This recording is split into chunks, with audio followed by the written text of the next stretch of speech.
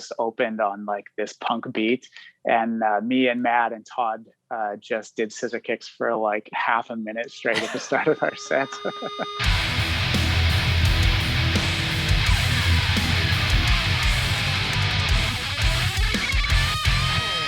This is Skylar from Solo Norman, and this is the Scoped Exposure Podcast. Yay!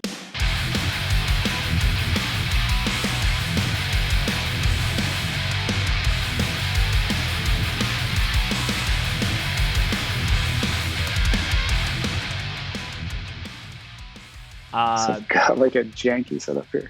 Yeah, no, that's fine. I've had people record in their cars, like on their iPhone. Sweet. So cool. It's and anything goes. Thanks so much, everyone, for tuning in. This is another episode of the Scoped Exposure Podcast. I am blessed today to be in the presence of a very influential vocalist, at least for me, growing up. This is Dylan from Means. Thank you so much for coming on and jamming with me, man. Oh, yeah, thanks. That's a great introduction. I'm honored. Yeah, well, I'll hit on some of these things, but you guys played your last show or last tour in 2008. And when you guys played the church basement, that was I call that was my first real hardcore experience. Oh, wow. So yeah, there's definitely a lot of things that I want to chat about some of those days, but this is truly an honor to, be chatting with you and having you on the show. So this means a lot to me. Oh, wow. Thanks. Happy to be here. For the few folks at home who might not know who you are, do you want to just give an intro, I guess, how you're known in the, hardcore music space? Sure. Yeah. So I'm Dylan Johnstone. I was the singer of the band Means, and then I went on to join/start another band with some friends called Continuance, and did that for a couple of years. And yeah, and now we're here. And this when I was thinking about guests to have for season 2 of this podcast, having you on was in my kind of top 3 as far as a hit list.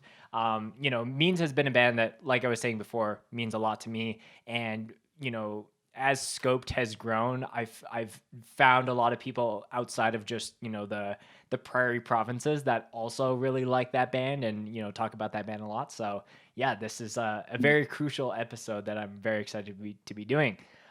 Before we get super into it though, Dylan, we got to do our bev check to kind of start things off. So how about you tell the folks at home what you're going to be drinking on the podcast today? Yeah, sure. So out here in Regina, there's a local brewery that does kombucha. They're called Good Spirit. Okay. There, Good Spirit kombucha. Yeah. Yeah, super good. Yeah, and that's a peach hibiscus. That's an interesting combo. Yeah, they have lots of different flavors. They do seasonal flavors. They had a really good gingerbread one over Christmas. Oh, and I've never heard of a Christmas kombucha. That's interesting. Yeah, that's awesome. Yeah, I'm always into the local bevs, and maybe that's a good transition for me. A huge goal of mine for this podcast was to have bev sponsors. So this bev is brought to you by our friends at New Level, which ironically is like a brewery here in Calgary, but they over the pandemic started doing these craft sodas. Cool. It's called a Pineapple Punch. I've never had it, so I'm gonna be giving you my honest feedback while we're recording here. So I think it's just cool that a brewery is having options for people that maybe aren't necessarily into drinking beer or some of those things. Yeah. So cheers to you. Start to be doing this. Let me I'll do an initial sip. Oh wow, that's like pineapple juice, but like not super like sweet. So yeah, that's great. I'm into that. So Dylan, usually how I like to get things started with any new guest that's on the show here is kind of ask them to give some context about how they got into like playing in bands and doing hardcore. So take me way back in time and tell me some of the formative records and moments for you growing up, you know, in how you got into how you're known, I guess. Right. Yeah. So, um, gosh, probably like grade 6, grade 7 was when I started getting into like punk music. My friends were listening to like Nirvana and Green Day and stuff, and then got into some of the new metal stuff. And then somebody from a church that I was going to showed me Stretch Armstrong and Living Sacrifice. And yeah, I really fell in love with that more sort of aggressive and just honest sound of hardcore music. And so then I traveled down to this festival in the States when I was like 16 or 17, and saw some bands from Facedown Records. So like Disciple AD and Figure 4, they're from Winnipeg, obviously everyone knows them. And was that Facedown Fest that you were at? No, it was called Cornerstone. It was like this okay. like Christian music festival, whatever. So yeah, I went, saw that, and I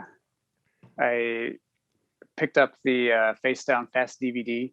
They'd put out this DVD with like, had the worst sound quality of all time on it.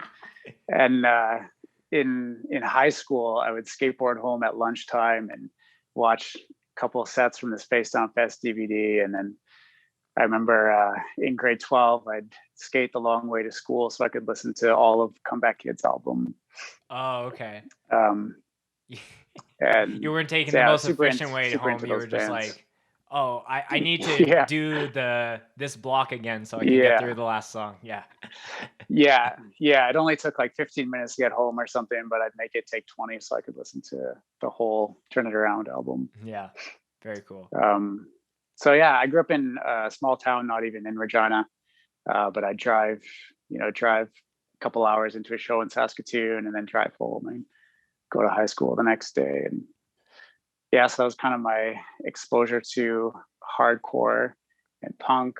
And then I started a little band when I was in high school, just with some friends. I forced them to play hardcore music with me, even though they weren't really into it. And, I did a couple of shows. We had Every New Day come to Yorkton, and the guys in Means, they had already been playing for a few years, and I had them come to Yorkton as well, put on a show for them. And then after high school, wound up moving into Regina and joining the band. Was it Murray and Scott Campbell that played in Every New Day? Yeah. I worked with them at Quest like number of years ago. Oh, cool. And Murray was just like, oh yeah, I played in this band. I was like, oh, okay. And then I checked out, I was like, wait, you're in this band? He's like, yeah. Yeah, they were so awesome. This is, I won't get too down this rabbit hole of gear, but they were a 3-piece band, and to my knowledge, Murray was playing out of 2 amps and had a delay pedal that was just slightly turned, so like the repeats like didn't make it sound like it was coming like this. It was just delayed, so it sounded like 2 guitar players were playing in sync, but just humanistically off, if that makes sense. Okay.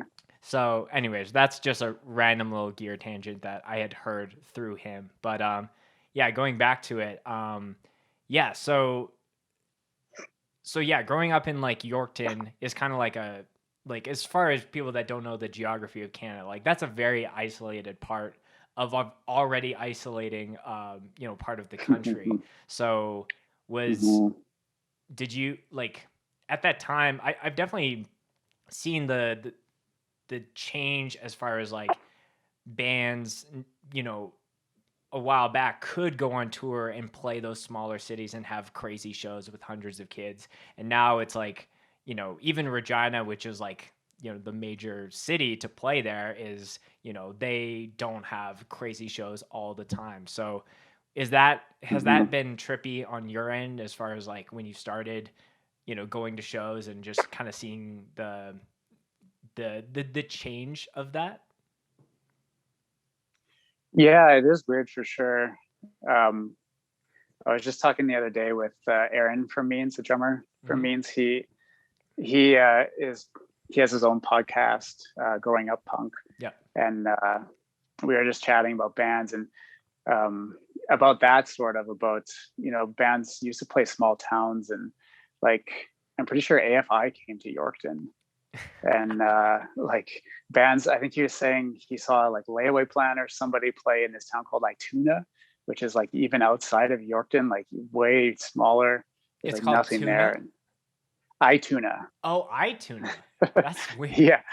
Yeah, it's this tiny town, and yeah, it's strange that there used to be scenes in like that size of town. Like when we started out, we would play everywhere. Like we played in Bean Fate, Saskatchewan, and we played in Assiniboia and like Maple Creek and like all these tiny places. But When I was in high yeah, school, now like you said, oh, sorry, you keep going. I interrupted you. oh, that's okay. Like yeah, like you said, like Regina doesn't even have that many shows, it seems like, anymore. But yeah, I can't imagine there are shows in these small towns anymore. Yeah. When I was in high school, I had heard about a show, and this was before I kind of like knew about the local scene. I was like just getting into like kind of like the face down bands at the time, like Plea and I'm trying to like even like Life in Your Way on other labels, but I had heard that you were playing a show at Providence College, and for those that don't know, Providence College is like I feel like saying it's a college town is almost giving it too much credit, because it literally is like a Christian college and then like a grain elevator and some houses, and that's it. And yeah, I just like I saw photos from that show and I was like blown away. And I actually ended up going there for a year after I graduated high school, and I'm just like going into that chapel and I'm like, man, people were pitting down these halls to means one night here. So yeah, it is just weird to see. Like I shout out to Jeff if he's listening to this, but I think he had I don't know if he was booking shows in like Winkler and all those kind of areas. Yeah. And those shows would be massive from the photos that I would see. Hmm. So yeah, they were always super fun playing shows for Jeff and Winkler at the Bunker. yeah. I know he put on some shows for Continuance there too. They were super fun. Yeah, I forgot that Continuance also played there.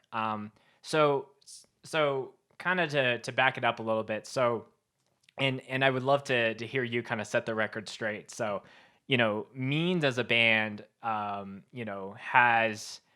there's like Means to an End, which is kind of how you guys started, and then you dropped the to an end and just went the straight old hardcore single word route.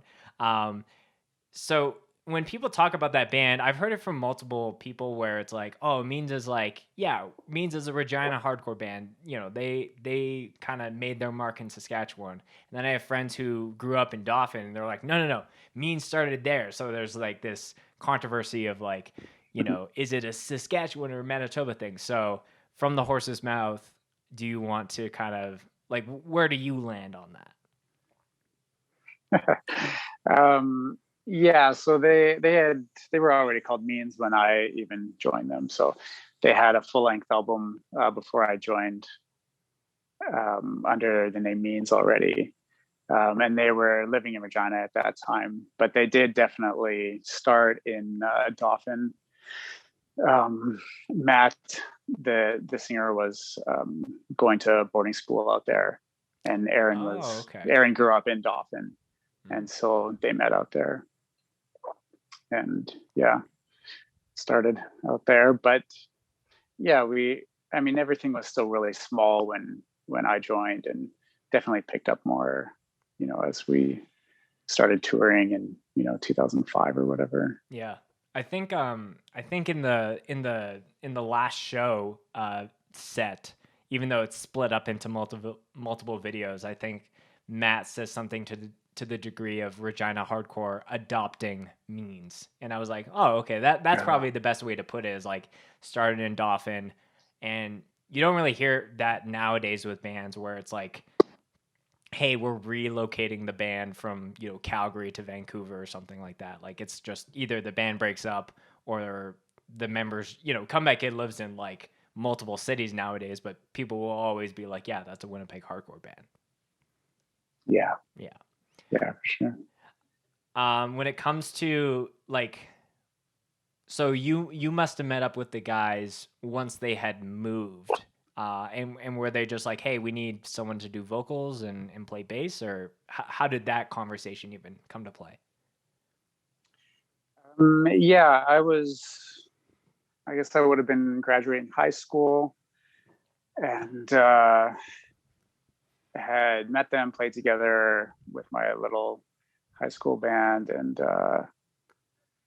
they, yeah, sort of recruited me to do some vocals or possibly bass. I think their bass player at the time, his name's Blair. He's a really awesome guy.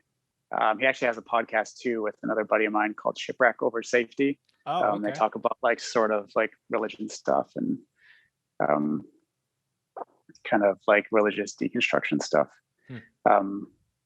But yeah, I think he was getting married, and so they thought he'd probably be calling it quits or something, and so they just touched base with me. I moved into Regina, which I was thinking about doing anyway, and yeah, we just kind of went from there. I played bass at first, and then we wound up finding a bass player, and I moved up to just yelling. Yeah. Was it kind of like, I've heard it from anybody who's a vocalist and does something like Ian from Regional Justice Center came on the podcast and he was like, yeah, doing drums and vocals full time is kind of punishing to a degree. So was it like, did you want to eventually just move to just being able to move around and kind of do one thing in the band? Yeah. In the band I was in previously, I was just a singer, Ah, okay. and I didn't really play bass necessarily. I kind of like had played guitar a little bit in church and bass and stuff, but um, yeah, the idea was always to just be the singer, Yeah. So there was just yeller that period guy. in the singer yelly guy. Right. Mhm. Was as far as like, means aesthetically, it's pretty like it's pretty obvious that there's a lot of melodic nature that lean on the band side. And that was a huge reason like that I gravitated towards it. I grew up a lot with your typical Canadian punk, Billy Talent, Sum 41. So like hearing heavier music, but like still the singing and the melodic nature, I was like, oh, okay, this makes sense. Versus like, if someone threw a Cannibal Corpse record at me, I'd be like, I don't understand this. It's too scary. Um, so with Means, like, I think when you guys were active, there was definitely a lot of more melodic bands happening at the time. Life in Your Way comes to mind. It Prevails comes to mind. I was also, there was a band from the UK that I really really liked called Landscapes. I don't know if you heard of them, but was that kind of? Do you think that that was just like a timing thing? Because it seems like nowadays there is very few and far between like melodic hardcore bands that are like, we're not dipping our toes into metalcore, really heavy stuff. It's like, so being I guess doing what you guys did, is that kind of weird to see like, oh, this, I don't know if this was a trend at least when we were doing it, but like it definitely has teetered off.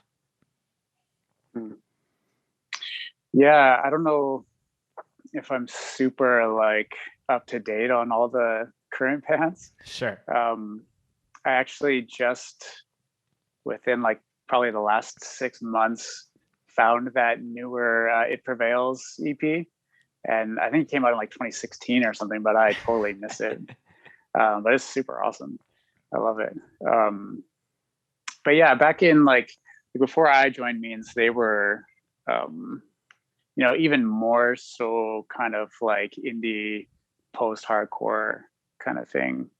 And then our first like EP was a bit less heavy, and then we got a little bit heavier, and then a bit more kind of traditional, faster hardcore kind of stuff in our last album. Um, but yeah, I don't know. I always really loved the melodic stuff. Really loved Comeback Kid and and the band Beloved. I think that was a big influence on Means for sure. And like Misery Signals and that kind of bands with that sort of melodic and sometimes like atmospheric kind of sound we all really loved.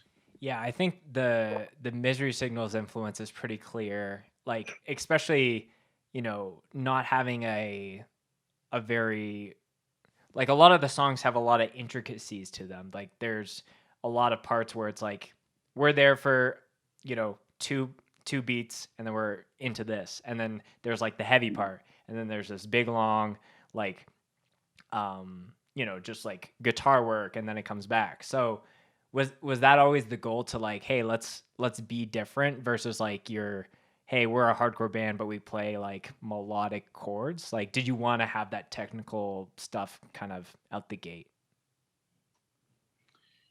Yeah, I think so.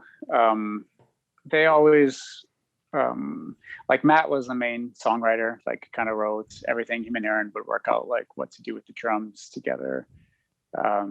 So I wasn't really like involved in much of like the musical writing or any of it, obviously. But yeah, I think that he always has like really cool writing and always had interesting parts and wrote interesting songs. And yeah, I think we were at that time getting into some like I said, I was really into Figure Four and Comeback Kid and that kind of hardcore stuff, Hatebreed. And yeah, we kind of took like the sort of like, I don't know if you'd say like Monine sort of like indie, a little bit heavy sound that they had before, and integrated some of the more like heavy kind of Misery Signals, Shy Halud, like Figure Four, Comeback Kid kind of sounds into that. When you guys started, kind of, okay, this is the lineup with the 4 band members, and then like getting on with Facedown eventually came into the picture. A huge goal of mine since starting Scoped was to kind of put more attention on bands here in Western Canada, because a lot of the time, tour packages will skip over, they'll be North American and then it's Toronto. To put it into perspective of like, the timing of things, like, bands from around here can really have a lot of obstacles as far as like playing in the States. Are those obstacles that are probably there now, like in a world where people could actually play shows, were those kind of the same things for you guys, or do you think things have gotten harder or easier? Where are your thoughts there? Yeah, I can't really like speak to how it is now because it's been so long since I've done it. But yeah, it wasn't easy back then. You couldn't just go and play shows. Like, you needed a work visa if you're going to make money down there. Right. And so you could get visas, but you were still sort of like gaming the system to make it work, because you needed to have like all these approved shows that the promoters had to sign off of, and you had to be making a certain amount of money actually to even be eligible. Oh, and really? So you could, yeah, so you could like get all the paperwork lined up, but when it came down to it, you still were like sort of not totally doing it like exactly by the book. And so that you were always sort of like scared that something would go wrong and Sure. they'd send you back. And yeah, like taking merch across was always sketchy too. And so one time we almost had like a bunch of merch seized at the border because we didn't have the right paperwork and it wasn't like NAFTA friendly or whatever. And it was always kind of stressful. But yeah, it was still fun. Continuance did get turned away at the border one time coming back into Canada, because most of our members were from the States. And so we were coming up for a tour in Eastern Canada out in like Maine, and we got turned away and had to drive back to Indiana and cancel like a week of shows. Shoot. It really sucked. And the reason for that was just like paperwork stuff, or was there something else kind of going on? Yeah, like it was the same thing coming into Canada. Like for American artists to come up into Canada, like I think it's easier, but you still had to do some stuff. And sometimes like they'd let you go, like when they see that you're, wearing ratty jeans and haven't eaten in a week or whatever, they just feel like it doesn't matter.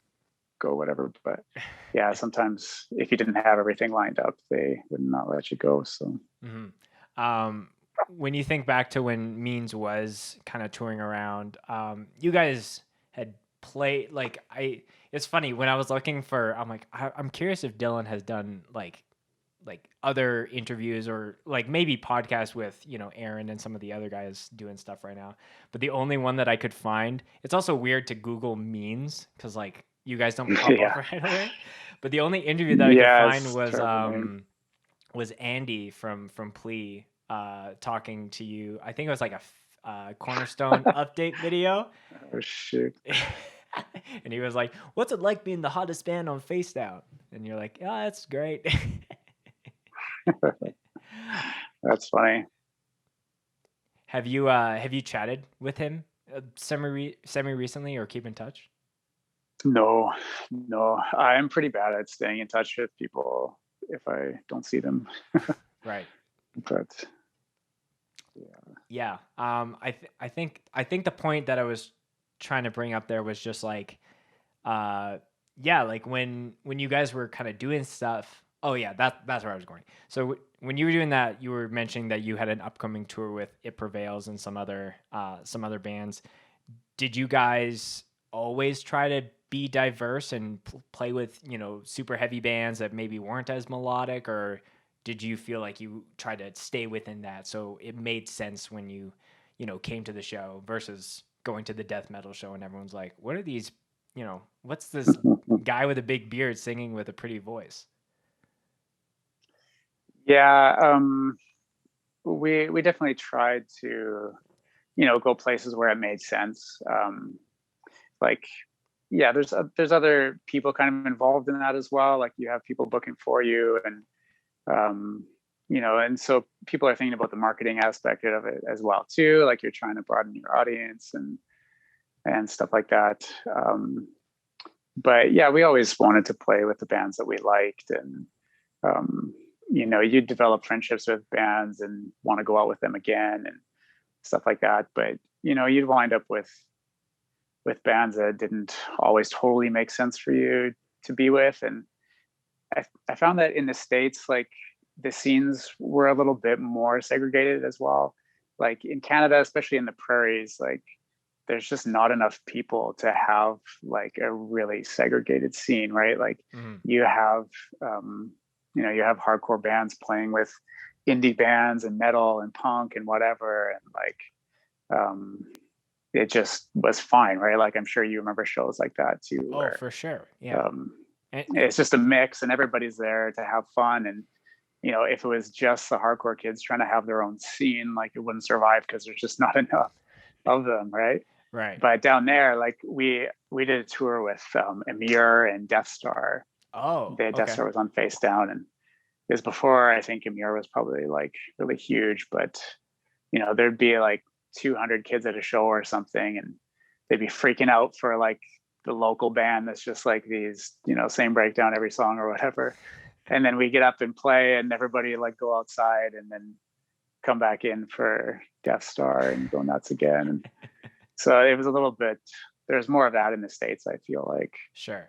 Than up in Canada. But yeah, I know Nathan from Stepping Stone, who's a Regina local, like when we chatted on the podcast, he was, you know, mentioning on how, you know, there might not be the biggest hardcore scene, but there's a lot of mixed bill shows. So you have hardcore bands that play with, you know, an indie band, you know, a rapper, things like that. And some of those shows are really fun. Like I remember I was playing a show and there was a comedian that like was kind of like emceeing the night, which was a little strange, but it was funny because he would like kind of roast the band before they'd play, and then everyone would go off for the band. So he's like, "Oh, I was wrong. You guys really like this band, I guess." So I think having variety, you know, whether it's we're playing the big festival with professional stage and lighting and all that versus like stuff that's maybe a little weirder, I guess. mm-hmm. Was there, did you feel like that was, you know, you were bringing up the, you know, people would leave and then watch Death Star come back. Did you feel like that was like only in the States and like a lot more, I guess, forgiving and just like accepting in Canada? Yeah, I think there was a lot more of that down there. Um, just because there's more people and there's way more bands, and um, they have access to different shows, like a lot more shows probably, and yeah, there was a lot less of that in Canada, I would say. Um, yeah, you'd always you'd get hardcore kids at shows that obviously didn't like you or whatever, but for the most part, and I feel like it was different places too. Like maybe I don't remember as much of that in Calgary, um, but I feel like there was more of it in Edmonton, probably, and Winnipeg. Mm. Um, but way less than in the States. Like yeah, it was a lot more like that in the States, and in Canada there was a lot less, and yeah, people were more just open to different things and more variety, and Yeah. yeah. Well, and that's tough too, because like America, whether we like it or not, is kind of like the if you want to rank countries on the most important as far as hardcore goes, America probably will forever be number one there, just as far as them having some of the most foundational bands coming from places like New York or California. So it's like you guys are going down there to try and like branch out and like grow the band's awareness. But yeah, if people aren't even like it kind of goes even to just modern day stuff. Cause when I film shows, I'm like there for every band. It's not like I film one song. I'm like, this is not for me. I'm documenting it. So I want to, do it front to back for everyone. A lot of the time people will be like, yeah, this isn't for me. And they'll go outside, have a smoke, take a piss, whatever it is. So I think sometimes you won't know if you like something or not if you're not even going to try and give it a chance. Yeah. Right. And I mean, all that being said, like there were some awesome places to play in the States too, and lots of people did really like us and were into that style, and yeah, like we, lots of people obviously loved like Shy Halud and Life in Your Way and those kind of bands too, and Misery Signals, and there was still a good reception for that. Yeah. In a lot of places. So we're gonna jump around as far as timelines go, because I would like to talk about, I guess, like the first time I saw you guys, because it was with, I'm trying to remember the exact lineup, because it was you guys on tour with Horizons, and then because this is at the church basement, like the second last show, and then I think it was Fallen Assault was opening, In Arms, and In Arms was the band that I had a friend's brother in or something like that. I'm blanking on the band in the middle of that. I'm not sure if they were a touring band or not, but yeah, that was like literally, hey, do you want to go to the show? Yeah, I've watched that Connected music video. I kind of know who that band is. I'll go and check them out. And yeah, like when I think about my first real hardcore experience, it was that, because it was like we're in this tiny, like little basement of a church. People are like jumping on one another, and the ceiling panels are bouncing in and out. People are moshing so hard that the speakers were falling down and people were catching it. And that was like, for me, the first exposure to just like that level of energy. Do you remember that show specifically? Because I'm sure you remember the very last Mean show very vividly, but that's the one that I was at. Oh, that's awesome. Yeah, I remember bits and pieces of that show. I'm trying to remember who. Like I know we did that tour with Horizons. It might have just been Horizons that was on the tour. Then we had local bands playing each show. Because in Regina we had Holly Springs on the show, but I don't think they were on the tour. I think they just played that show. Yeah, because I only saw them for the first time like years later when I was actually into heavy music. I think it was like Structures or something, and that's way down the line. But yeah, I think they must have just played Regina and not Winnipeg. But yeah, it was very funny because I remember vividly having this really good hardcore experience. I go to the merch booth. It's crazy to think that I was buying a size small and now I wear like a large or XL. But I think I only was wearing. I just bought I guess whatever the final show or the final tour graphic poster shirt, and Oh, cool. I wore that thing until like it was like, yeah, I cannot wear a small because it's like almost showing my belly button at this point. Oh, that's awesome. Yeah. As far as like the final show in Regina, like tell me about just like the response, the vibe, like kind of what went in going into that.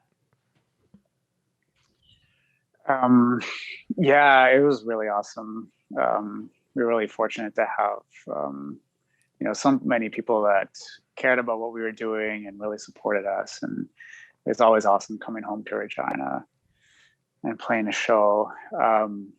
Yeah, and to do it we did it at the university at the Riddell Center, which was, a little bit, there's a different place that we would usually play, but Riddell was a little bit bigger. So to do it there and have so many people out and all our friends and stuff was really awesome. And yeah, a great way to end our career with that band. And yeah, it was a really great show and definitely have fond memories of it. And afterwards, a couple of the guys that were sort of, really into the scene and good friends of ours, they framed the final show poster, and a bunch of our friends like signed it and stuff and gave them to us after. And yeah, it was really special and really awesome.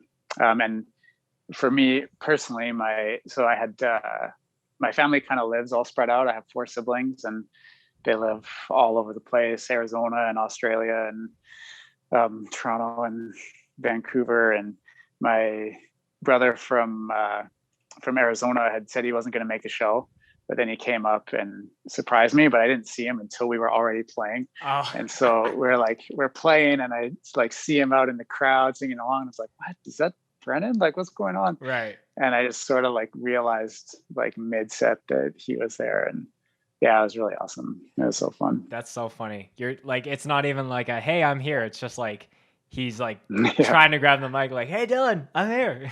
Yeah, it was great. Was that like, I'm sure you were just so in your muscle memory of playing that you were like, not even like did it like, not trip you up, but you were like, whoa, like what's happening? Yeah, not really. I mean, you play like the same set every night for, however many days. It's just kind of, you're on autopilot a little bit while you're doing it. And yeah, for thinking sure. about other things a lot. Yeah, definitely. Yeah. That last show is interesting because I think that when it was first happening, I was like, I had friends who were like, oh yeah, I drove out to that show, it was insane. And I was like, so new to just like a local scene in general. I was like, I don't know who's doing that. I'm going to school still. But I remember I went online to go watch to see if there was a video, because I think someone was either sharing it. I can't remember the exact details, but it pained me as like a videographer that I thought it was only one shot, to be honest, where it's like just to the stage and showing kind of the silhouettes of the crowd. But then when I was like prepping for this podcast, I was like, oh, there are other angles. Maybe it was just the one that I watched earlier on. It was like maybe they didn't cut away to that. But definitely, like you were saying earlier with the Facedown DVD, like sometimes it reflects on the times as far as technology goes, as far as like live set quality and things like that. So in a weird way, it almost like made me want to like film shows. Like I think that was like a huge seed that was planted for me to eventually start filming shows and make sure that A, things were documented, but B, like in a way that people can like relive them, and try to give the best quality as I can. Sometimes you're shooting a show in someone's basement and the sound is as good as it gets.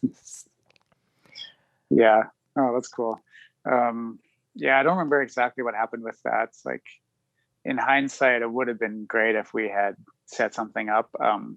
I think that was maybe a film student or something had approached us about just doing it, and we were like, yeah, sure. And I think that they were planning on getting like the sound from the sound booth and from the soundboard, and it didn't work or something. I don't remember what happened, but yeah, it would have been cool to have somebody like actually do it.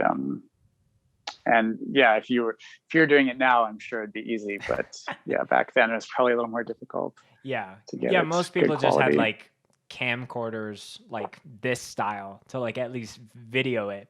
And that's what I always say. It's like at least someone actually recorded it, whether it was on their phone or whatever, versus like, oh, that would have been cool. Like you have some form of documentation of it, which in my opinion is the most important.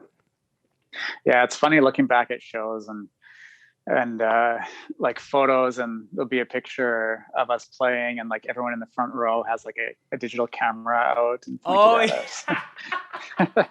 The one where so it like one of those. Yeah. No, that's too funny. Yeah. Nowadays it's like you're getting a way better picture just out of your phone. But no, that's really funny.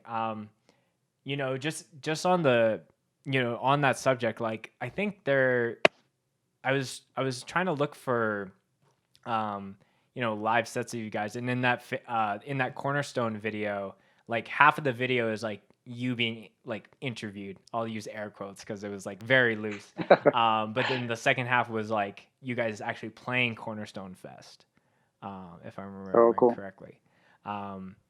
Yeah, like was that uncommon or common when you guys were playing shows? Like even just on a photo side, like, you know, were there tons of people taking photos? Yeah, I feel like not really. There'd be a couple, but yeah, not everybody was like, I mean, yeah, like you said you needed like a video camera to film, and so nobody had their phone out and was just like taking video or anything. People, you know, a few people would have cameras and stuff, but we were really fortunate to have a friend who grew up in Dauphin and was good friends with Aaron. His name's Jess Bombing. He came on tour with us a couple times. He came on the last tour and did a bunch of photos, and he's like totally like professional photographer from Toronto now. And so we have some really good documentation that way. Was he taking photos at the last Winnipeg show by chance?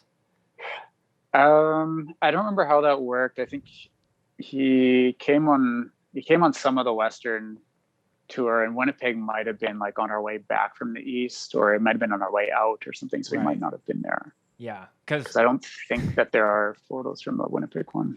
Yeah. Like any Winnipeg person who's listening to this and is like, I have something, like, please send it to me. Cause that would be something that I would love to just look back on, you know, from someone that appreciates documentation, but like at the time was like, I don't even know what this show is right now. So, yeah, sometimes it's nice to put it in the ethos because you never know what you get back. You know, being the vocalist of that band, you know, the melodic nature, you know, was definitely apparent, you know, on, I think a big thing that made me gravitate towards you guys and maybe just, again, being such an intro band for a lot of things related in hardcore was how like positive the lyrics were. Obviously, you know, being on Facedown and, you know, repping like a lot of, you know, Christian things, like, you know, obviously some of those things made sense. You know, being kind of like so far on the other side of it now, like, are there any specific lyrics that weirdly enough, like, affect you in like, you know, you're just going about your day and then you think about something that you wrote, you know, 13 years ago or anything like that?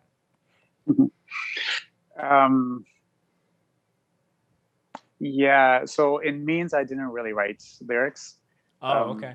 It was mostly Matt. Like I contributed a tiny bit, but he is like super creative and is always writing stuff and just had this stuff ready to go, and so we kind of go over it. And but yeah, and I mean a lot of that stuff I don't even totally remember at this point. Like Sure. I'll put stuff on and like listen just for nostalgia's sake every now and then, but I don't like routinely listen to myself. I have a couple of the songs on a playlist that I play when I go running, and so it'll come on. But yeah, there's a little bit. There's a couple songs that I still really like for sure, and yeah, some of the stuff that I wrote in Continuance, I wrote all the lyrics, and so there is some of the stuff in there that I wrote that I'll think of now and then. And yeah, it's kind of funny. Like after music and everything, I went back to school and went to school for engineering. Mm-hmm. And so the creative side of me was just kind of like, didn't really have time for a lot of that stuff. And one of the songs that I wrote back then was about, sort of keeping that creative side of you alive, even when it feels like the world just kind of wants to kill it. And so it has been a bit of an inspiration for me from time to time. And yeah, it's funny to kind of look back on. Yeah. I think like, I definitely want to touch on Continuance, because I know that's a pretty hefty part of, I guess, your musical experience. But I know with Means, like even just sending you strength, like I think that first show for me, like hearing people scream that into this tiny room and have it bounce off the walls, like that was really like, I was like, okay, like there's something really powerful with like a lot of the words that are being said here. So I think like strength, that word overall has really just, has come around in different bands that I've, become a cult fan of, so to speak. Whether it's like, this band's a little bit newer, but there's a band from Texas called Kublai Khan, and like there would be certain songs that they would talk about, like, about inner strength and mental strength and some of those things. And I think because you guys almost like, that was one of the first things that I heard that was like just something that ties together for me. Is it, and again, being on the other side of it is like, even with Continuance or Means, has it been weird to have even people to like this day be like, yo, like these words that you were screaming at my face, like, so many years ago, like were so impactful for me, in this moment in my life, whether it was, a year ago, 10 years ago, like.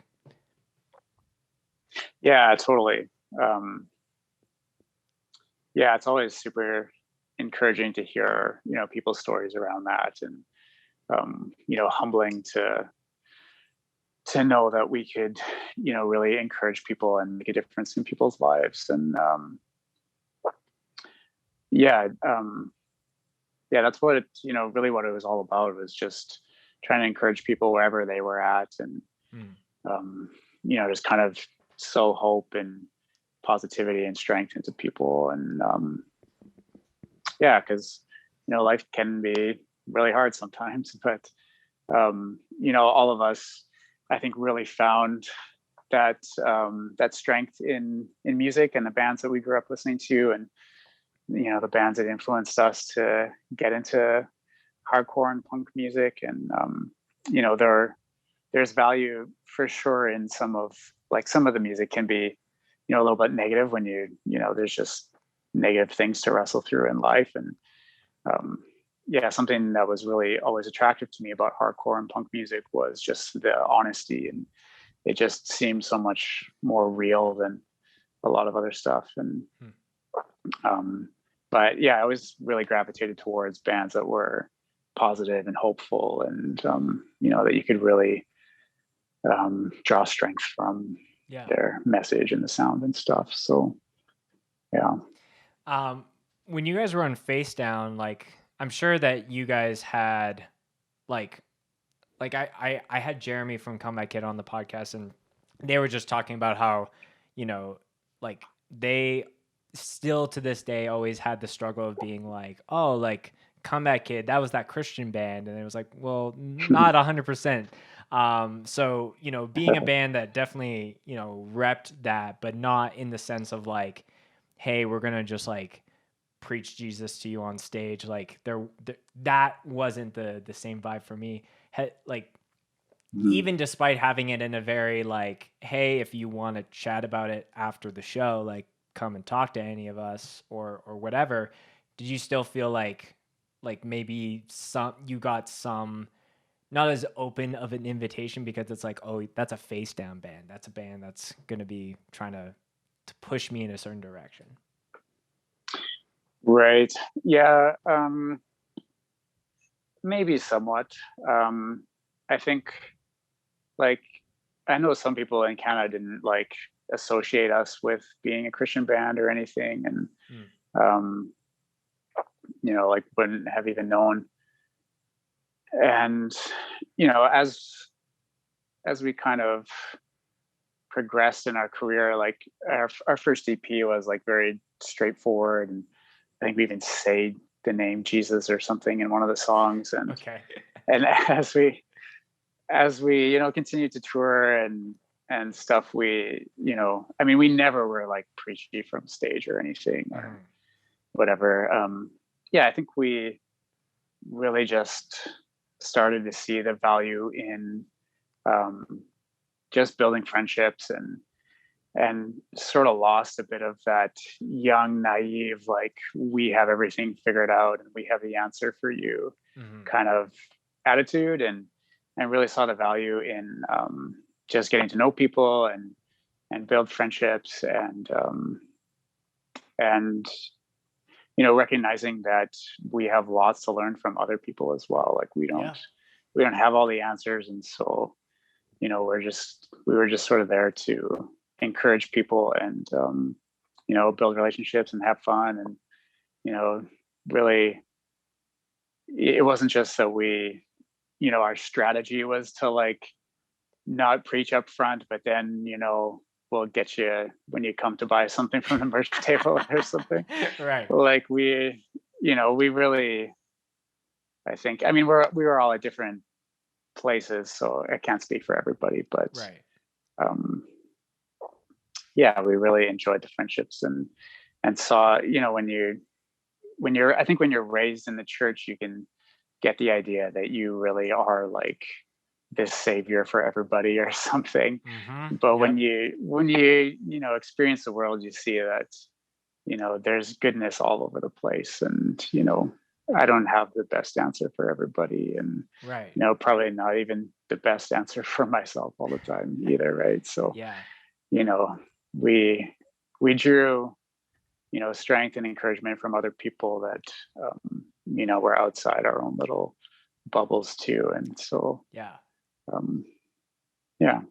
I definitely like I grew up in a Christian household, and like I definitely accredit a lot of the Facedown bands because it was like, hey, this is like harder music that I can get away with listening before like my mom's like, wait, what? Like how many swears are on this? So I definitely think about bands like Haste the Day, As I Dying, you guys, like there was definitely a lot of those. I think the first hardcore fest I actually went to, and I wasn't sure when we were talking earlier about if it was Facedown Fest or Cornerstone. The first fest I went to was Sunshine Fest, which is just outside of Minneapolis. Was it? No, it was in Wilmar, Minnesota, I think. I saw a plethora of bands, Plead for Purging. I saw Gideon for the first time, so there was a ton for me to chew on. But yeah, I think over the years and as I've grown in my own individual self, there's just a lot more where it's like, who am I to like insert myself in someone's scenario and tell them whether it's right or wrong? Like when, like you were saying, like maybe I don't have the best answers for you because I definitely sometimes feel I don't have the best answers for myself. And I think it's just a constant like, just like I've definitely seen a lot of that where I've found individuals in the hardcore scene where super nice people, and then finding out way later on that that they grew up in a Christian household or they had faith or whatever you want to call it. So it's always been just interesting to kind of see that shift where it's not as like so like for lack of a better term, like for today-esque, where it's like very pushy down your throat. But I, in the same token, like I kind of I've talked about this one on the podcast before. Like I think Facedown had like a great roster of bands, kind of in that time of like the late 2010s, and now I don't know a single band that's on that label. I don't know if you keep up with what they're doing or listen to new releases that they have. I thought that they weren't doing anything, to be honest. Yeah, they still have some bands going. Gosh, I didn't like. This is not the Facedown quiz podcast, so. Yeah, so I keep up with a couple bands a little bit. There's a band called Comrades that John, who played drums in Life in Your Way. Oh, okay. He played drums. I'm not sure if he currently is still. He might not be anymore, but he was. I think he's on their latest record playing drums and yelling a little bit. And yeah, he is really awesome. He's played in a bunch of bands, and got to know him in Life in Your Way, and then he sang for a band called Solidarity that was out of Minnesota for a little bit. And so yeah, there's that band, and then I don't know if you know the band Hands. Oh yeah. Everything in Slow Motion, I guess, is the new iteration of that. Yeah. Shane is a great musician. Yeah, he is really awesome. So he's still doing some stuff, and yeah, I'm not sure who else they have. I'm part of a Facedown like fan Facebook group, and so I see stuff on there every now and then. But yeah, I don't always follow through. Like for the most part, I kind of only listen to heavy music when I'm running these days, and I sort of have a playlist of like most of the older stuff that I listen to. Right. But that's kind of funny that you're on a Facedown fan page and you're like, I was on this label. Do I get like special privileges? No, yeah, it's fun to be on there and see people chatting. And I mean, before I was in a Facedown band, like I said, I was a huge Facedown fan. And yeah, sure. So I was there and still in there, and yeah, I was just lucky and fortunate enough to be involved with that stuff. And get the chance to do what we did. Yeah. So I think we've hit a lot of different points on means. Let's talk about Continuance. So that band like pretty much kind of came onto the market like really soon after you guys kind of wrapped up Means. So was that were things in the works kind of on the like, okay, we're deciding to break up and we're planning that final tour, but I have this Continuance thing in the works. It was also that band was in Indiana, so you moved. Like, tell me about how the idea of that came to be, and ultimately you going down there to be a part of that. Yeah, so Continuance came out of a band called Saints Never Surrender. Oh, okay. And their singer had quit, I think, in 2008, and they were, I think, trying out different singers, like getting some fill-ins and looking for a permanent singer. And I actually went down and filled in on a tour with them before the final Means tour. And Means had toured a little bit with them. Gosh, I can't remember. I know they played on a Life in Your Way show. Might have been Life in Your Way's final show before they broke up and then got back together. But so we knew them a little bit. And so I went down and filled in for them. And then after Means broke up, they had sent me a couple of demos to just see what I thought of. And I loved them, and just like lyrics just started kind of coming to me for them. And so I said, like, yeah, I'd come down and and see if it worked to kind of join that band. But they were in a bit of a transition, like besides just their singer leaving with just like the guys were a bit younger, and for them none of like faith wasn't super important to, I think, the guys that were in the band. Like it was one of those bands that had changed a lot of members, and like I think originally it was like a super Christian band, and then the people who like really held those beliefs like kind of had left, and new people had joined that weren't really. And so I mean, you run into that all the time with bands that like sort of just stay in that area because there's, you know, it's sort of like a whole different market, like the Christian scene or whatever. Yeah. But so when I was going down to join, you know, none of them really like were serious about being a Christian band or whatever. And I was a little bit over like being that as well, just in seeing like the Christian music scene or whatever, and like how a lot of it's sort of just marketing at times. And and so there was stuff going on with like the label that they were on too. And so we decided to change the name because they were supposed to do another record with this label they were on, and I don't really know what was going on, but they just they wanted out of that contract, I guess. So we just, and I like, people were just calling them Saints, and they were like, well, let's just change the name to Saints. But I really didn't want to be like a band called I don't know, I just didn't like that name. You're so like, I don't want to be in a super Christian band but also be called Saints. So I felt like it was just more honest to be like, you know, upfront about like what we are and what we aren't. And so we changed the name, and I think we did like a tour or two where we still played some old songs just because we hadn't written a bunch of new songs yet. But so I went down to Indiana and hung out there, and we just jammed and wrote some new songs and started touring. And then I had a friend who had been in some other bands in Saskatchewan come down and join us. Steven, he plays in Northcote actually now with Matt. Oh, cool. And so we started touring with those as Continuance, and put out a record on Rise, which was really fortunate that they cared enough to put out a record of this. Kind of surprised small, that Rise, because most of their roster is like breakdown, re kind of bands, or you know, like they've kind of gone through the gauntlet of that.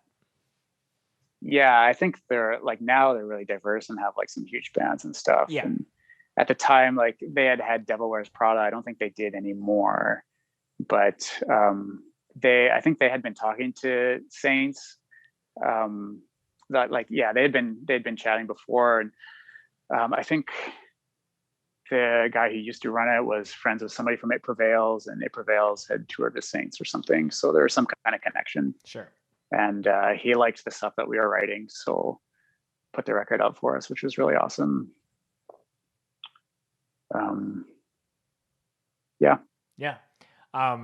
So did you end up just did you move down to Indiana, or is it like, hey, I'm in this band and I'll just come down when we're jamming or going to go out on tour? Yeah, like we were touring quite a bit, and so depending on like how big of a break we had in between, I would hang out there. One of the guitarists, his parents were really awesome and let me stay at their place when, you know, we'd be off for like a few weeks or a month or something. But I think if it was any longer than that, I would go back home. But we might not have had any stretches longer than like a month where we weren't playing shows. Yeah. Don't really remember. Yeah, but well, back then in general, like I think bands just toured in general so much more and for longer stretches. I had someone on the podcast just earlier today recording a few episodes, and they're like, yeah, like I don't know how many bands once they come through this I think it will be like one of two things. Either bands will be like, I want to tour as much as I can because I've been deprived of it for almost 2 years now. And then there will be bands of like, you know, maybe we just fly in, do a festival if they ask us, or they won't go as but back then it was like bands would be like, yeah, we're going out for 3 weeks, and it was like that was a normal thing. Or sorry, not 3 weeks, 3 months. Yeah. Yeah, for sure. Like you would, the label would pay for your record and stuff, but then you had to go out on tour and sell it so you could pay them back for it, right? Right. Because you weren't, unless you were a huge band, that's like your record wasn't blowing up in the stores or anything. Right. So you had to get out there and try to get it in front of new people and beg them to buy it and whatever. Which I'm sure it's even worse these days because nobody even buys records anymore. So yeah, like you only make money from touring, probably. Yeah, like I do think, I don't know, it has been impressive to see certain bands just market themselves really well, so they can do a pressing of a vinyl and it sells out, and then they do a second, and can really. I think back then it was just like people weren't as connected, so it's just like I'm going to the local show. They might only bring a certain amount of money, but now it's like you can, like, shows aren't even happening, but people are still buying records, buying merch, supporting bands in some ways. So yeah, it's very strange. And yeah, like I'm sure every record label has, big or small, have different agreements of like, okay, we'll do a vinyl run, but this is the contract. And I think now too, like a lot of hardcore is like bands are more like willing to do like, hey, we're just going to do a small run of tapes with our friend, and that fulfills the need for us to have something physical. Right. Yeah, I'm sure it's totally different these days than it would have been for us. With Continuance, like, so you guys put out that one record. It's a record that's 10 years old as far as November. Yeah. Which it's pretty crazy. So how, like, why did that band kind of fizzle out? Like it kind of just, I think when I was watching, kind of from my little small world of living in Winnipeg and just getting into heavier music, I was like, oh, okay, so Dylan Means broke up, Dylan did this band, and then like I didn't really see a second iteration of that. Was there a second record that you guys are working on, and then things just fell by the wayside, or kind of where were things? No, we didn't tour that record even that much. I think it came out in the spring of 2010, and then we were kind of done by the end of that summer. Yeah, I don't know. It was a grind for sure. You'd be just playing lots of small shows, and the guys just wanted to do other stuff, and go back. I think a couple of them went back to school, and we had lots of member changes as well. Like when I first went down, it was, we changed drummers at one point, and guitar players and bass players, and it's just a grind touring. And I think half being from the States and half from Canada made it even harder too, because there was always that added, like, are we even going to get across the border and be able to finish this tour or not? Right. And so it just kind of fizzled out, I guess. And we were thinking about keeping it going, but eventually just decided that it'd just be too much work and went back to school instead. Yeah. So you kind of going back to school, you've still been recently, I've noticed you've still been, staying creative, which is cool to see. And that kind of goes back to what you're saying before, as far as having that one song to like not let your, creativity and your creative spirit, like, just be tarnished or taken away from you. So, like, as far as just like how your life has changed after like being the the skinny kid just jumping around and screaming in people's faces, and now being a dad and having kids and doing that kind of thing, like like you were saying, like you have a playlist where you can be nostalgic. But yeah, like is I'm just kind of curious on like how often are you thinking about like means and like the good old days and those kind of things? Yeah. So I don't have kids. Oh, okay. It must. Is it I nieces and nephews? Yeah, Okay. probably saw some pics of them. Yeah, I have like 9, I think, nieces or Oh, nephews, okay. something like that. There's just a lot of kids where I just was like, Yeah, one of these yeah, maybe. yeah, yeah. No, not so far. They're all so awesome though. Yeah. Um, but yeah, definitely, when I'm running and listening to hardcore music, I'm definitely thinking about it and missing it. And yeah, I miss traveling around, and we made lots of good friendships with people in different places, and definitely miss getting to see them and miss performing for sure. Um, but yeah, I play a little bit of music still in church these days. Um, and then, yeah, I really got back into painting and doing visual art and stuff, which has been really good. And is, yeah, finding any way to be creative, I think, is really important, and, good for your mental health, and, yeah, just good for your general well-being, I think. And Right. yeah. Have you always been painting? Because it's just been maybe one of those things where it's like pandemic things, just new skills Oh are yeah. added, or like, oh, I'm actually doing this a lot more. I'm just posting about it more. Yeah, just tell me how you got Right. started with that. Yeah, so I always liked art, through school and high school and everything. And I used to just sketch different like tattoo ideas or like record cover ideas, stuff like that, or Hmm. just doodles or whatever.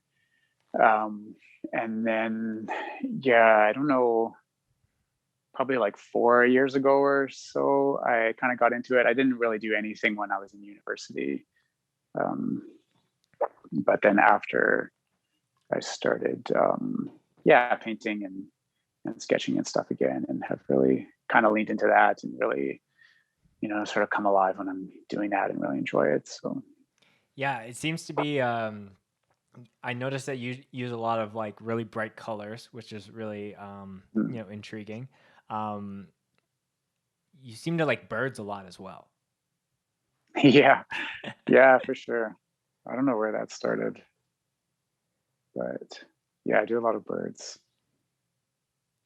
Is there just like something just like bird, like I think I saw you have a tattoo or got a tattoo of like a bird from someone semi recently, and then like I was going through your Instagram and it was like the bird tattoo, and then there was like a lot of bird paintings. So Oh I was yeah. like, are those connected, or is there a bird fan somewhere in there? Yeah, yeah, that's right.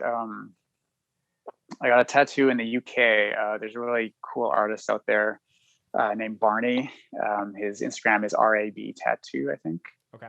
But he does like these really cool birds and different like hearts and stuff. Um, and yeah, so I was over there visiting my sister, and he had a cancellation. I was able to get in last minute and get that from him. But yeah, I think for me, like the bird thing, like is it has like a spiritual aspect to it. Like you see, if you grew up in the church, like often the doves used to represent like the spirit of God or whatever. Yeah. Um, and so, yeah, I draw like these birds sort of resting on like a heart, and just representative of like, just a spirit, God or whatever you want to call it, like being at home in you and just being like whole as a person. And Hmm. so that's where I think a lot of the birds come from. And when I was a kid, I used to hang out. I have grandparents that lived out in the forest up in northern Saskatchewan a little bit, and we'd watch birds out their window and stuff. And so, yeah, there's some interest in birds and just wildlife in general from that area that I've included in some of my painting these days. Yeah, like it's pretty crazy just to, you know, that is a style that I don't see on the regular on my Instagram feed. So whenever I see it, I know it's you immediately, and it seems like you have that down pat. Oh, cool. So that's very cool. I did want to ask a couple more questions before we start to wrap it up. So you're mentioning you have family all over the world in different places. And I thought this was personally cool because, you know, Nolan, one of your younger brothers, is a little bit more like my age as far as generations go. Right? It was when I was first starting to play in bands that I guess he started doing Hold Fast. And I thought it was just crazy to be like, you know, Dylan like is this, you know, person in hardcore that I like look up to, and maybe he's not doing that right now, but like his younger brother who like looks very similar to you as far as like builds, covered in tattoos. I think your haircuts were like very close at the same time, but then he's like fronting a band. So was that a little strange for you when he started doing that before that band kind of broke up? Yeah, no, it's strange. It was great. Yeah, it was you know, humbling, and you know, I was honored that he was kind of doing that sort of thing that I had been doing. And yeah, I did a little part on their record, and yeah, that's you know, right. would go to shows with them. Yeah, it was super fun. And yeah, I really supported what he was doing. And he's awesome. still living out in Australia? Yeah, he's down in Australia. Yeah. Yeah, I moved down there like probably 6 or long time ago. 8 years ago or something. Yeah, it's pretty crazy. I follow a few people in Australia, and I think that I don't know if they have shows, but they definitely have like normal world things right now as far as like conventions and, you know, weird things like that right now. So, no, that's cool. Like, has your family always kind of just been spread around, or have people just grown up in Yorkton? They're like, I need to get out of here and move to Arizona or whatever. We have family in Arizona, and so we would always trek down there in the summer. My dad was a teacher, and so he had the summers off, and we'd pile in his old like 1970 VW van and drive down to Arizona for a couple weeks. So my older brother moved down there after high school, and then my sisters went to college at Hillsong in Australia. Oh, okay. And my little brother just trekked down there to hang out with one of them for like a year or something, and then met his wife, and so he stayed there. Yeah, the others have kind of moved back to Canada since. But rad. Well, yeah, we've kind of hit on a lot of the points that I want to cover. I think, you know, one of the last questions I'll ask you, Dylan, and I'm sure you've been asked this many times throughout, you know, the years of, you know, not being in a band. Can people ever expect a Means reunion of some caliber in the future? I think Cole Young, who played guitar in Horizons, when you guys were doing that tour, we were talking about how Have Heart did some recent reunion shows back in 2019, and just talking about like, you know, a band needs to be gone long enough to warrant a proper reunion versus like, hey, we're gone for 3 years and then come back. So, you know, has that, I'm sure that's crossed your mind a number of times throughout the year, but where are things at? Because personally, you know, talking about the last show, I would love to be like, I would be at that room regardless, but I would love to be there to kind of film that set in a 2021 or, you know, whatever year it is, kind of format. Yeah. Oh, that's awesome. Thanks. Yeah, I mean, I think we're a little bit old to do a reunion at this stage. Sure. Yeah, it was always I mean, it's always tough to talk about a reunion. Like we didn't. Aaron and I live in Regina, but our bass player Todd lives up in Edmonton, and Matt lives out in Victoria, and has been doing his thing with Northcote for a long time now. And yeah, we've never seriously talked about doing a reunion. But I think if we were going to do it, we probably would have done it at like 5 or 10 years, maybe. Right. At this point, we'd just be hobbling up there and hardly keeping it together. Well, 15's not too far away, and that could be something. I'm not trying to push you to do anything, but I know myself included would, it doesn't matter if the band is, 20 years old or 50 years old. There are certain songs that I'm sure lots of people would love to hear live, but if that comes to be, that would be really cool. And if it doesn't, there's still a handful of good memories and stuff that people can look back on. I don't even know. I'm sure that there would be a number of like certain throwback bands that if you guys were doing a reunion set of some kind would also be doing some kind of reunion set of their own. Yeah. No, it'd be super fun to do something like that with, our old friends in Holly Springs and Horizons. Those guys were so fun. And, any of those bands like that, Every New Day, and just kind of like be super fun to do like one big reunion show of like every prairie, band on the bill is doing a reunion set. Yeah, that'd be very cool. Just a bunch of prairie bands. That'd be super fun. Yeah, that would be insane. Well, Dylan, this has been really fun. Like I said, I think it's always crazy for what I do, or just any musical thing that I've been a part of, to like not really see some of the impacts that maybe a song that I write make, or like, me doing a podcast that like affects someone in a positive way.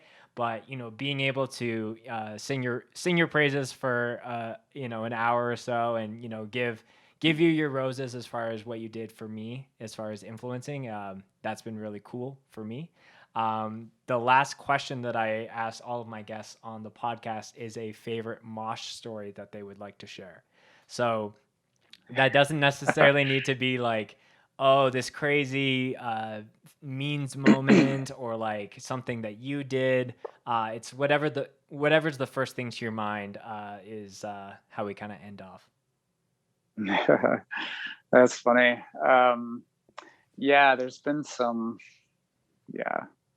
there's always funny moments on tour, and a couple of like fights in the crowd of like people that I know that like I'm friends with now, that like we're in a fight in the show or something, that are kind of funny. But I think a funny one is we, on the Life in Your Way tour, we played this, I don't even remember where it was, somewhere that was just this weird show. Like every now and then you'll just play a show that's just like super weird, whether it's like nobody there, or just like the vibe is just strange. And we'd been having this contest about scissor kicks, where you like jump and shoot your legs out or whatever. Okay. While you're playing guitar or like singing or whatever. And we kind of had this contest going, because on our last album in Means, I was doing like all these scissor kicks because we started playing faster and stuff. And Todd, who is playing in Life in Your Way, who was a singer with Honor, we had like this sort of competition going between who is doing like the better scissor kicks and who could do more and whatever. And so we were playing this weird show, and we were like, let's do a contest tonight of who can do the most scissor kicks in their set. And so to open, we just opened on like this punk beat, and me and Matt and Todd just did scissor kicks for like half a minute straight at the start of our set. You're like, this band is really excited to play, and you're like just trying to get the numbers. And that's funny. Yeah, because as honestly pretty impressive. Like, Matt doing a lot of heavy guitar work, but would still move around and jump and do scissor kicks. So yeah, that's really cool to see. Yeah. Yeah. We always got lots of compliments about sounding really full for only having one guitar. Yeah. And that's all to Matt's credit. He was so good and so creative with how he was playing, and he'd write the songs so that they would sound good when we played them. Yeah. Well, Yeah. yeah, all those things, like it's crazy. I totally forgot to, like, there was not really a point to kind of bring this up, but it was just off of, Matt, like there's all these different moments where I think about, how means again influence a lot of different things of what I do. Like a lot of the first songs I was writing were like what are the weird chords that Matt does in these? And one of the first guitars I actually played in a band was a Tempest custom that he had, that black with Oh, cool. the gold. So yeah, some of those are just flooding back now, just while we're at the tail end. But like I said, Yeah. Dylan, this interview was really important to me. I'm super happy that you were down to chat about some things from way beyond. All of your socials and the music links will be in the show notes and the description of the video. But if there's anything specific that you want to end on, the floor is yours for whatever you got. Oh, thanks. Yeah, and thanks so much for saying all that. It's it's great to hear, and just humbled, that anybody is still interested in what we were doing over 10 years ago. And yeah, to see that it could have influenced anybody is really humbling, and really thankful for that. I would I don't have much going on. I have a personal Instagram where I post some art, and I have a little story, you can get some prints or whatever. But I'd plug Northcote.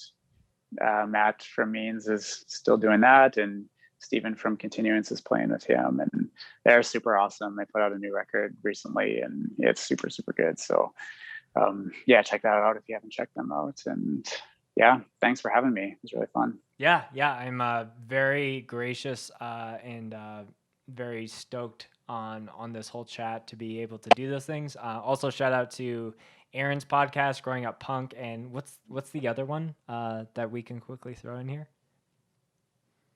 I mentioned Shipwreck Over Safety. Yes, that's Blair, who was the original bass player in Means, and another buddy from the local hardcore scene days in Regina. Right. Cool. Yeah. Well, Dylan, this has been a blast. Thank you again for giving me an hour of your time and chatting with me. Yeah, you bet. Thanks so much.